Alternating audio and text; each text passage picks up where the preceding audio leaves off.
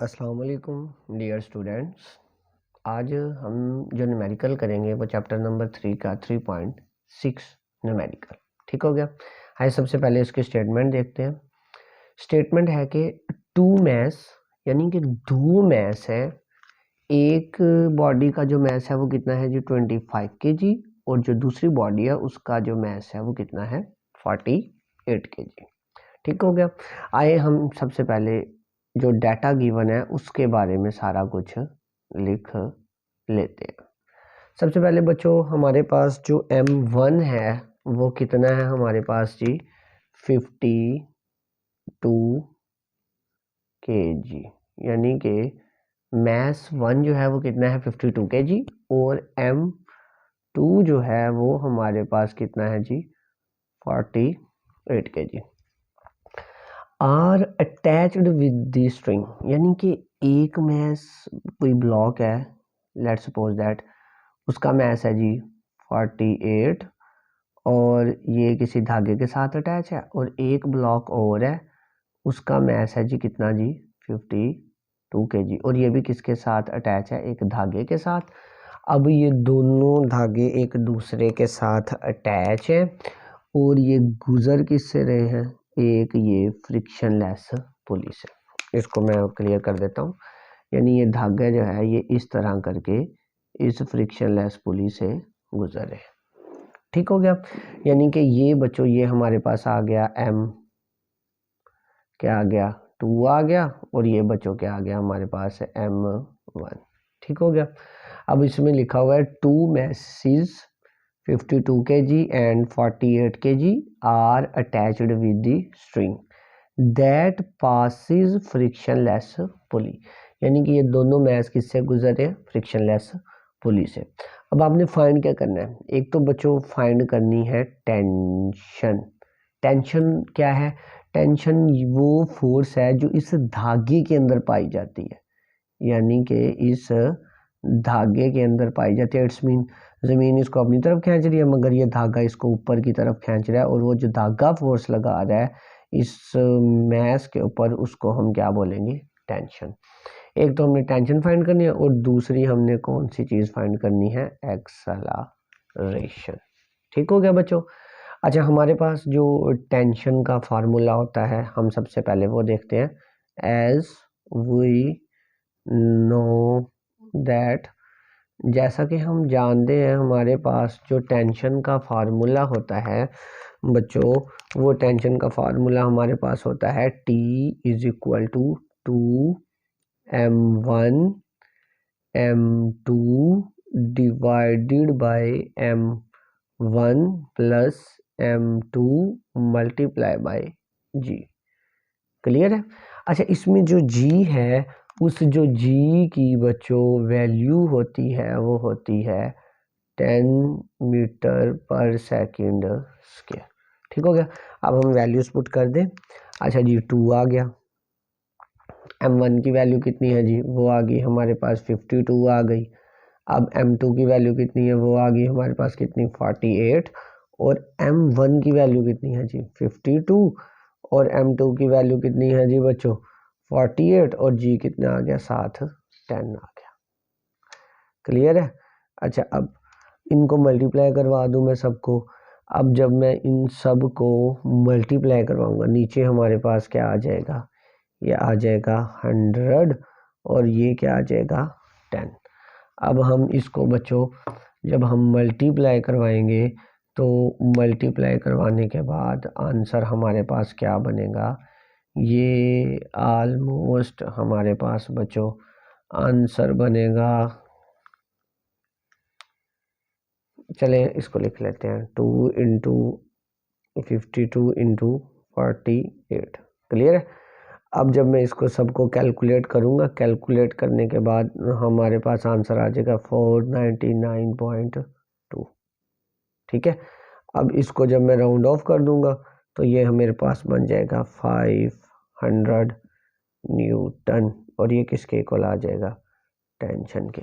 ये हमारे पास क्या आ चुकी है टेंशन, और ये हमारा एक आंसर आ गया।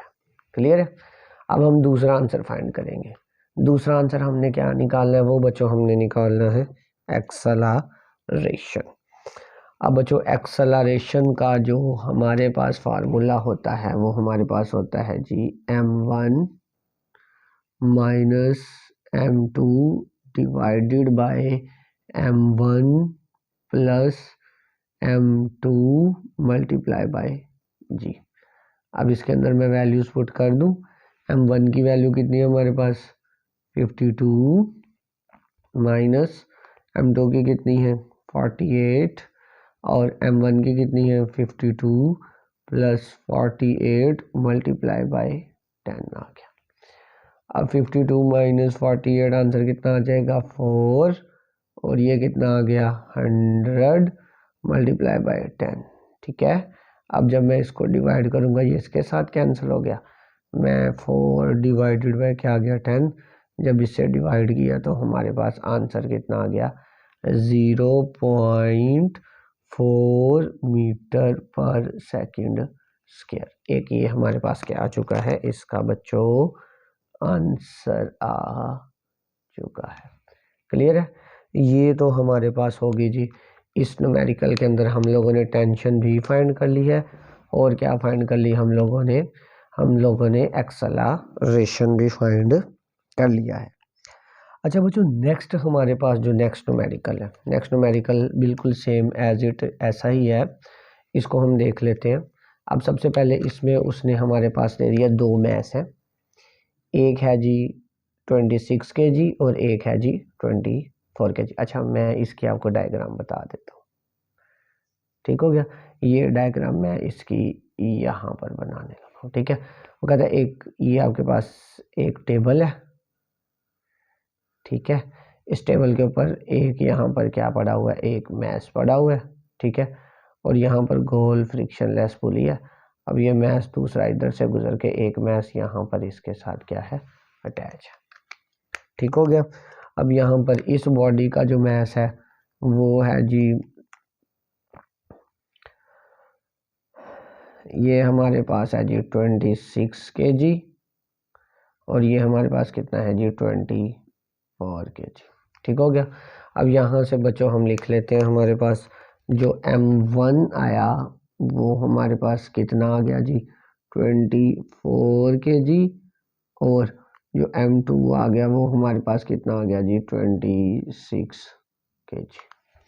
यानी कि दो मैस हैं, एक 26 किलो का और एक 24 किलो का, are attach to the end of a string, यानी दोनों धागे के एंड पर क्या है जुड़े हुए हैं, यानी ये धागे के इस एंड के साथ अटैच है, ये धागे के इस एंड के साथ, ये दोनों मैस अटैच है। पासिस फ्रिक्शनलेस पुली, ये हमारे पास क्या है एक पुली है, इसको क्या बोलते हैं पुली, ठीक हो गया पुली। अब 26 mass kg mass is lying over a smooth horizontal table। हमारे पास जो 26 किलोग्राम जो मैस है बच्चों, यहाँ पर ये क्या आ चुका है, ये लाइंग ऑन टेबल, और 24 kg जो मैस है वो हमारे पास क्या है इज वर्टिकली डाउनवर्ड, यानी नीचे की जानिब लटक रहा है। फाइंड हमने क्या करनी है, एक तो हमने टेंशन फाइंड करनी है और दूसरी चीज हम लोगों ने क्या फाइंड करना है एक्सेलरेशन। यानी कि एक तो हमने टेंशन फाइंड करनी है और दूसरी हम लोगों ने क्या फाइंड करनी है एक्सेलरेशन फाइंड करना है। अच्छा बच्चों, हमारे पास यहाँ पर जो टेंशन है उसका फार्मूला हमारे पास है जी T is equal to m1 m2 divided by m1 plus m2 multiply by g। Clear है, अब इसके अंदर मैं वैल्यूज को क्या कर देता हूँ पुट। m1 कितना है बच्चों 24, m2 कितना है जी 26 डिवाइडेड बाय m1 कितना है 24 प्लस 26 मल्टीप्लाई बाय 10। मैं इन सारी वैल्यूज़ को क्या करूँगा कैलकुलेट, जब मैं कैलकुलेट करके आंसर निकालूंगा तो ये मेरे पास कितना आ जाएगा 124.8 न्यूटन। मैं इसको राउंड ऑफ कर दूंगा तो राउंड ऑफ करने के बाद ये हमारे पास कितना बचेगा 125 न्यूटन। और ये हमारे पास क्या आ चुकी है बच्चों, टेंशन आ चुकी है। ठीक हो गया। अब हमने क्या फाइंड करना है, अब हमने एक्सेलरेशन क्या फाइंड करनी है, एक्सेलरेशन। एक्सेलरेशन का बच्चों हमारे पास जो फार्मूला होता है वो होता है a is equal to m1 divided by m1 plus m2 multiply by g। ठीक हो गया। अब यहाँ पर हम क्या करते हैं, हम इसके अंदर वैल्यूज़ को पुट कर लेते हैं। ठीक है, मैं इसको यहाँ पर अब जाकर इधर हल करता हूँ। अब बच्चों a is equal to m1 की वैल्यू कितनी है भाई 24 और m1 24 प्लस 26 मल्टीप्लाई बाय 10। अब यहाँ पर क्या आ गया 24 divided by 50 multiply by 10।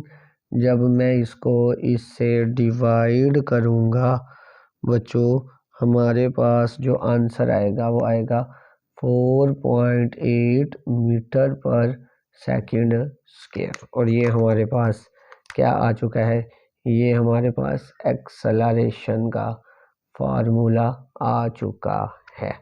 Clear है। यानी कि इन दोनों न्यूमेरिकल के अंदर हम लोगों ने क्या करना था बच्चों, हम लोगों ने टेंशन फाइंड करनी थी और क्या फाइंड करनी थी, एक्सेलरेशन